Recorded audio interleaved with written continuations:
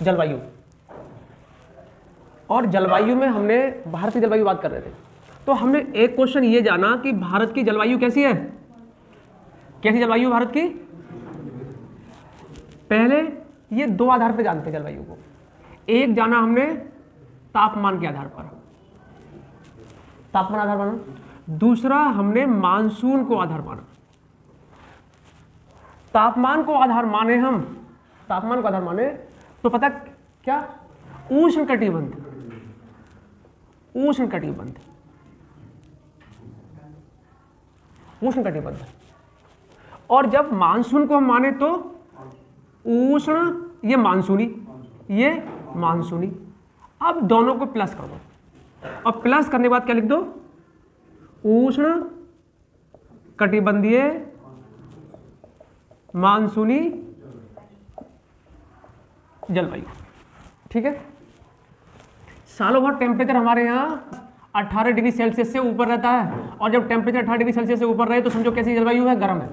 इसका मतलब क्या है, इसका मतलब गर्म है, इसका मतलब गर्म है। अब ये बात तो आपको समझ में आ गई कि सालों भर ऑन एन एवरेज टेम्परेचर देखें तो 18 से ऊपर पहुंच गया, और जलवायु कैसी हो गई, गर्म हो गई। एक बात हो गई। दूसरी बात, मानसूनी देखें हम, मानसूनी जलवायु कैसे है हमारे यहाँ, हम ये देख लेते हैं। बहुत शॉर्ट में बात कर रहा हूँ मैं। मानसूनी जलवायु, हम जिस क्षेत्र में रह रहे हैं, भारत जिन अक्षांशों में स्थित है, भारत की जो लोकेशन है वो हिंद महासागर के ऊपर है। ये लोकेशन है भारत की। इधर कौन है, इधर अरब सागर है। इधर यहां कौन है, यहां हिंद महासागर है, हिंद महासागर है। और यहां कौन है, बे ऑफ बंगाल है, बे ऑफ बंगाल। अब होता क्या है, ये यहां पर कर्क रेखा है। जब सूरज उत्तरायण होकर के कर्क रेखा पर आ गया, सन यहां आ गया, तो पूरा भारत क्या हो गया, टेम्परेचर क्या हो गया, और प्रेशर क्या हो गया, प्रेशर लो हो गया, अर्थात लो प्रेशर हो गया, लो प्रेशर हो गया। गर्मी का समय है, और याद रखना स्थल ज्यादा गर्म है जल की तुलना में, इसलिए जल ठंडा है, और जहां ठंडा होगा वहां क्या होगा, हाई प्रेशर। वहां क्या होगा, हाई प्रेशर। वहां क्या होगा, हाई प्रेशर। मैं ये सामान्य बात कर रहा हूं, ना कि सैद्धांतिक तरीके से बात कर रहा हूं। यहां अब लो प्रेशर, हाई प्रेशर, हमेशा याद रखना हवाएं हाई प्रेशर से और लो प्रेशर की ओर चलती है। ठीक है, एक बात याद रखेंगे। यहां मैं तापमान और वायुदाब का थोड़ा संबंध भी स्थापित कर देता हूं। तापमान और वायुदाब इनवर्स रिलेशन रखते हैं, विपरीत संबंध है दोनों का। अगर प्रेशर हाई है तो टेम्परेचर क्या होगा, लो होगा, टेम्परेचर लो होगा। और क्या है, लो प्रेशर है तो टेम्परेचर हाई होगा। इस बात को भी याद रखेंगे। अब ऐसी स्थिति में यहाँ जब प्रेशर कम है, यहाँ प्रेशर हाई है, तो हवाएं कहां से कहां चल रही हैं, हाई प्रेशर से, तो हवाएं कहां चल पड़ेंगी, बताओ, देख रहे हैं ये। ऐसी स्थिति हमारे कितने महीने होती है, 6 माह। 6 माह हवाएं कहां से कहां चल रही हैं, दक्षिण पश्चिम से उत्तर पूर्व, दक्षिण पश्चिम से उत्तर पूर्व चल रही हैं 6 माह हवाएं। और जब सूरज दक्षिणायन चला जाएगा तो स्थिति यहां उल्टी पलट जाएगी, यहां हाई प्रेशर हो जाएगा, समुद्र पर लो प्रेशर हो जाएगा। वो कितने माह की बात होगी, वो भी 6 माह होगा, वो भी 6 माह होगा। और हवाएं पलट जाएंगी, और पलट करके उत्तर पूर्व से दक्षिण पश्चिम चलेंगी। तो यहां क्या बात निकल कर आ रही है, यहां यह बात निकल कर आ रही है कि ऐसी हवाएं जो प्रत्येक 6 माह में अपनी दिशा में क्या ला रही हैं, परिवर्तन ला रही हैं। ऐसी हवाएं जो प्रत्येक 6 माह में अपनी दिशा में परिवर्तन ला रही हो, उन्हें क्या बोलेंगे, मानसूनी पवनें बोलेंगे। तो ये पवनें कैसी हो गई, इन्हें कहते हैं मानसूनी पवनें, और यही मानसून है। इसलिए वर्षा भारत में कैसी होती है, मानसूनी वर्षा होती है। टेम्परेचर और वर्षा दोनों का आकलन करने के बाद पता लगा कि भारत में उष्णकटिबंधीय मानसूनी जलवायु है। ये हो गई भारत की जलवायु। एक क्वेश्चन ये क्लियर हो गया, हुआ कि नहीं? चलिए इसे मैं साफ कर दूं, कोई शक कहीं, कोई डाउट है? बात क्लियर हो गई? क्या कर लें आप, इसका फोटो ले लें, एक क्लिक कर लो फोटो फटाफट जल्दी। दो क्वेश्चन और बन रहे थे हमारे यहाँ, ये क्वेश्चन पे चर्चा कर रहे हैं ना, दो क्वेश्चन और बन रहे थे। एक क्वेश्चन ये बन रहा था, क्वेश्चन नंबर 1, हमें बताना है भारत में उच्चतम तापमान है, उच्चतम तापमान का हमें स्थान बताना है। देख रहे हैं, ये क्वेश्चन है, उच्चतम तापमान का स्थान। उच्चतम तापमान का स्थान जानने के लिए हम पहले उच्चतम तापमान की अवधारणा जान लें। ये जो तापमान है ये निर्भर करता है किस पर? अपनी स्थल की लोकेशन, स्थान की अवस्थिति कहाँ है, उसकी अक्षांशीय अवस्थिति कहाँ है, और उसकी भौतिक संरचना क्या है।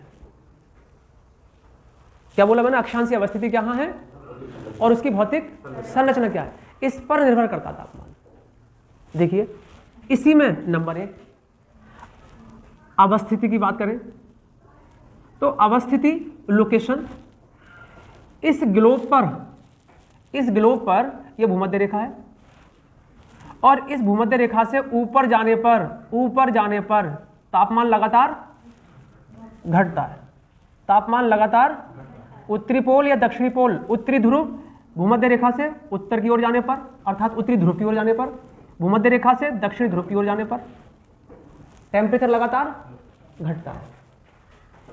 इस प्रकार के घटते तापमान को हम क्षैतिज वितरण भी कहते हैं। क्या कहते हैं? तो क्या बोला मैंने? क्षैतिज वितरण। क्षैतिज वितरण किसका? तापमान का। क्या था? भूमध्य रेखा से उत्तरी या दक्षिणी ध्रुव की ओर जाने पर तापमान घटता। यह क्षैतिज वितरण है। एक लंबवत वितरण। अब इसमें जिसकी लोकेशन जहां होगी वैसे प्रभाव होगा, अभी देखेंगे। एक और देख लेते हैं, 1 और नंबर 2, यह ए कर दें, से नंबर 1 में है और नंबर वो और आगे बी कर देते हैं, लंबवत वितरण। इसमें क्या है? इसमें ये सरफेस है, सरफेस से ऊपर जाने पर ऐसे कह सकते हैं, समुद्र तल से ऊपर जाने पर तापमान लगातार घटता है। ठीक है, ऐसे मान लेते हैं ये समुद्र है और ये पहाड़ भी तो है, ये समुद्र है, तो ये क्या है? ये सी लेवल है, ये सी लेवल है। समुद्र तल से ऊपर जाने पर तापमान घटता है। कितने पर? कितना? 165 मीटर पर 1 डिग्री सेल्सियस टेम्परेचर डाउन हो जाता है। ये देखिए, ये इसमें तो भारत की अवस्थिति कहाँ है? जो कर्क रेखा है ना, उस पे भारत की अवस्थिति है। ये बात हो गई अवस्थिति से तापमान। और अब भारत में देख लेते हैं तापमान कहाँ देखेंगे हम? 2 बातें देखेंगे भारत में। चलिए पहले साफ कर दूं मैं इसे।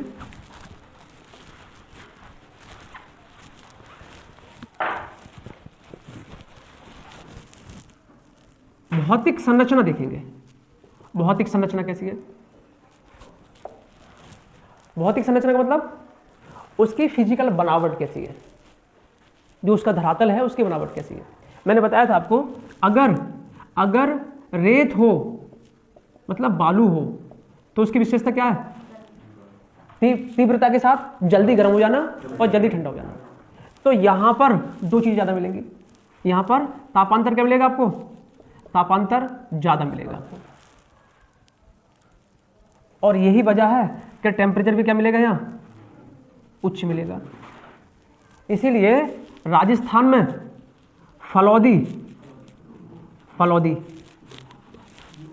राजस्थान में फलौदी है। जिला कौन सा है ये? जोधपुर। यहां 50 डिग्री सेल्सियस प्लस टेम्परेचर है फलौदी में। वजह क्या है? भौतिक संरचना एक बड़ी वजह है उच्च तापमान के लिए। एक बात। दूसरी बात देखिए, इसे साफ कर देते हैं। और न्यूनतम तापमान ऊपर मिल रहा है। कहां? अक्साई चिन्ह क्षेत्र, लेह, ठीक है। कहां मिल रहा है? लेह में। लेह कहां है ये? लद्दाख क्षेत्र में, लद्दाख में लेह, ठीक है। न्यूनतम तापमान कितना? 9 डिग्री सेल्सियस। ये इस बात का सबूत है कि ऊपर जाने पर टेम्परेचर घट रहा है। ये बात भी क्या हो गई? पूरी हो गई, ठीक है।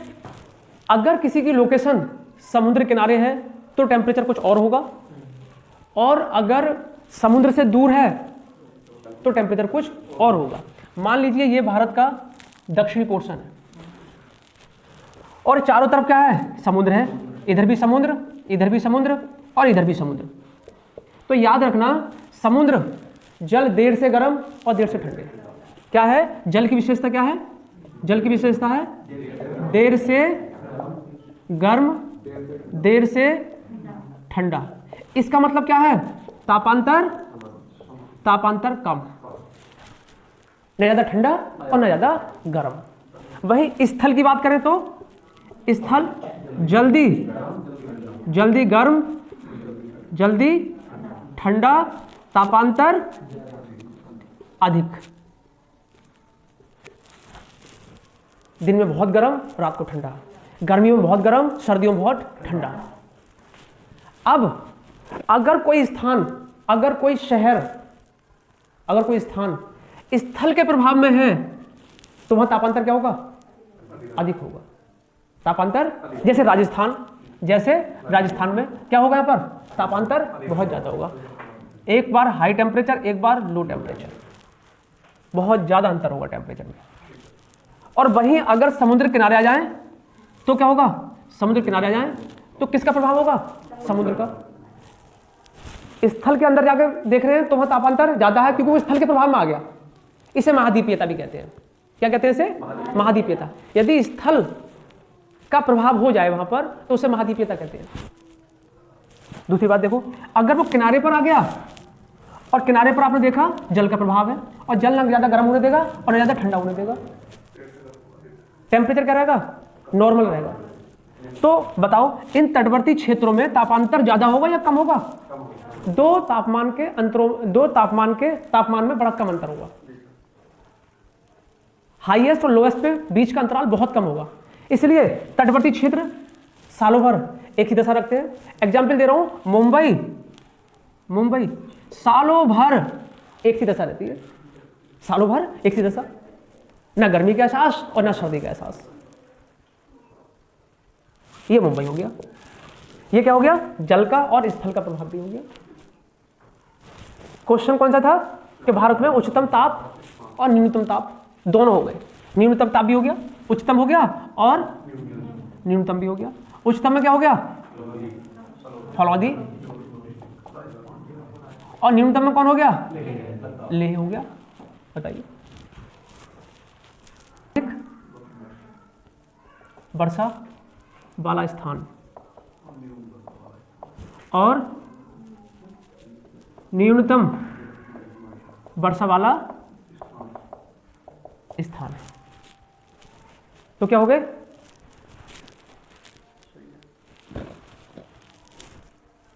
दो क्वेश्चन हमारे सामने हैं, इन्हें हल करेंगे।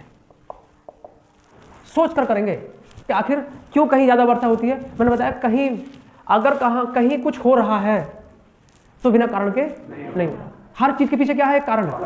हर चीज के पीछे कारण। तो हम देखते हैं सबसे पहले वर्षा क्या होती है? कुछ कारकों से प्रभावित होती है। ठीक है, कुछ कारकों से प्रभावित होती है।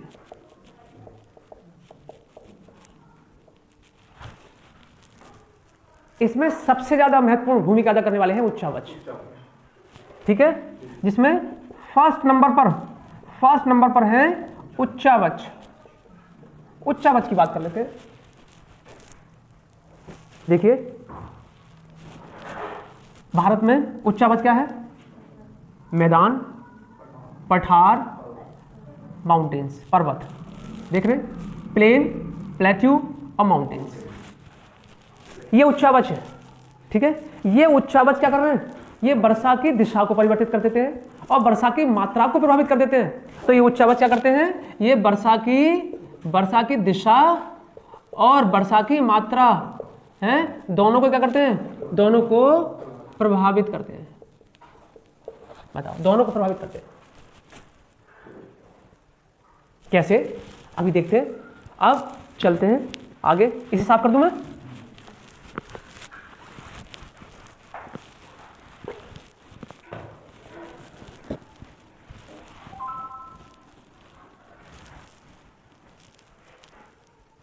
जैसे आप सुनेंगे ना वृष्टि छाया प्रदेश, सुना आपने वृष्टि छाया प्रदेश? तो वृष्टि छाया प्रदेश और जहाँ ज़्यादा बारिश होती है वो स्थान, ये सब किससे प्रभावित हो रहे हैं? उच्चावच से हो रहे हैं। तो यदि हम वृष्टि छाया प्रदेश को देख लेंगे तो उच्चावच समझ में आ जाएगा हमारे, तो हमारे उच्चावच समझ में आ जाएगा। तो क्या करें हम? सबसे पहले वृष्टि छाया प्रदेश को देखते हैं। ठीक है, तब इनका सबका क्या हो जाएगा? आंसर निकल कर आ जाएगा।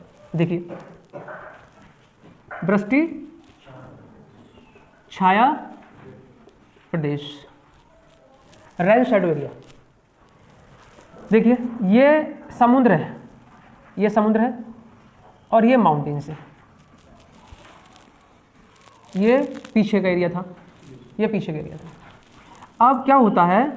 समुद्र से भाप उड़ेगी, समुद्र से भाप उड़ी है और ये चलने वाली पवनें इस भाप को, आर्द्रता को लेकर के पहाड़ों से टकराई और टकरा करके कहाँ उठ गई है? ऊपरी मुख गमन किया इन्होंने, ऊपरी मुख गमन किया। जब ये ऊपर उठेंगी तो ऊपर जाके ठंडी हो जाएंगी और भाप जब ठंडी हो जाए, भाप का जब टेम्परेचर गिर जाए तो पुनः जल की बूंदों में तब्दील हो जाती है। ये प्रोसेस है कि पहले क्या होगा? भाप में संघनन होगा और बहुत छोटे छोटे कण बनेंगे और वो छोटे छोटे कण बादल बन जाते हैं और जब उनका आकार बढ़ जाए तो पृथ्वी की ग्रेविटी उन बूंदों को नीचे खींच लेती है और वो वर्षा का रूप ले लेती है। तो देखिए क्या बन जाते हैं? प्रोसेस में बादल बन जाते हैं और ये बादल क्या करते हैं? वर्षा करते हैं। तो पर्वतों से टकरा के वर्षा हो रही है।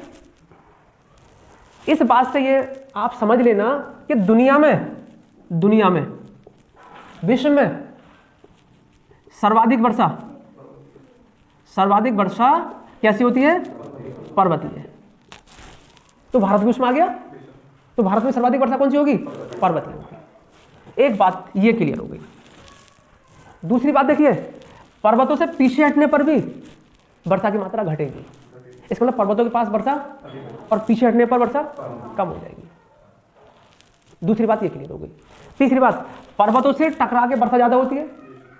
यही वजह है कि पर्वतों से टकराती है मानसून, पर्वतों से टकराती है बंगाली खाड़ी की शाखा मेघालय में, जहां पर्वत श्रेणियां अपना जो आकार है वो कीप आकार है। वो साल के 12 महीने जलवाष्प जाती है, वाटर वेपर जाती है, वहां पर्वतों में फंस जाती है, फंस करके ऊपर उठती है, ऊपर उठती है तो वर्षा करती है। ये प्रोसेस साल भर चलता रहता है, पूरे साल चलता है। इसीलिए मेघालय सर्वाधिक वर्षा प्राप्त करने वाला राज्य है। और उसमें मान लेते हैं यहाँ शहर है और शहर का नाम क्या है? मासिनराम। लगभग 1200 सेंटीमीटर वर्षा होती है यहाँ, लगभग 1200 सेंटीमीटर वर्षा, जो दुनिया की सर्वाधिक। वजह क्या है? दुनिया में और जगह नहीं होती। ऐसा फिजिकल स्ट्रक्चर कहीं और नहीं है, ऐसी भौतिक संरचना जो हमारे यहाँ मेघालय में बनी हुई है वो दुनिया में कहीं नहीं है, इसलिए यहाँ ज़्यादा होती है। वजह है, बिना वजह के तो संभव नहीं है, वजह है, भौतिक संरचना जिम्मेदार है इस बात की, इसलिए सर्वाधिक वहाँ वर्षा हो रही है। उसके बाद फिर देखिए, अब ये जो बारिश हो गई और बादल क्या हो गए? बरस गए यहाँ पर। और मासिनराम एक एग्जाम्पल ले लिया हमने यहाँ पर। ये आर्द्रता कम हो जाएगी और यहाँ की जो वायु है वो हल्की होकर के उठ करके इस पहाड़ को पार करेगी और इधर उतरेगी। वर्षा तो यहाँ कर दी, शुष्क हो गई। एक बात तो ये हो गई। दूसरा, उतरती हुई वायु का नेचर होता है कि वो अपना टेम्परेचर बढ़ाती है। तो याद रखना, टेम्परेचर बढ़ाती हुई हवाएं कभी वर्षा नहीं करती। अपना टेम्परेचर गिराती हुई हवाएं और जिनमें आर्द्रता हो वो वर्षा करती है, वो बारिश करती है। ये भी याद रखना। जिसे हम रुद्धोष्म ताप परिवर्तन दर कहते हैं। रुद्धोष्म ताप परिवर्तन दर कहलाती है। चलिए, जब यहाँ वर्षा नहीं होगी, वर्षा नहीं होगी, पहाड़ों ने रोक लिया, बारिश अब यहाँ हो गई, यहाँ वर्षा नहीं हो रही, तो ऐसा क्षेत्र जो पहाड़ों के ठीक विपरीत दिशा में हो, या क्या बोलते हैं उसे, पवना विमुख क्षेत्र हो, उसे क्या कहते हैं, वृष्टि छाया प्रदेश कहते हैं। यहीं पर है कौन, लेह। लेह यही मान लो आप, यही मान लो लेह को। तो सर्वाधिक वर्षा वाला कौन हो गया, मासिनराम, और सबसे कम वर्षा वाला लेह। क्यों हो रहा है ऐसा, आप समझ गए। आप दोनों सवालों का जवाब मिल गया कि नहीं, ये क्वेश्चन क्लियर और ये भी क्वेश्चन क्लियर। आप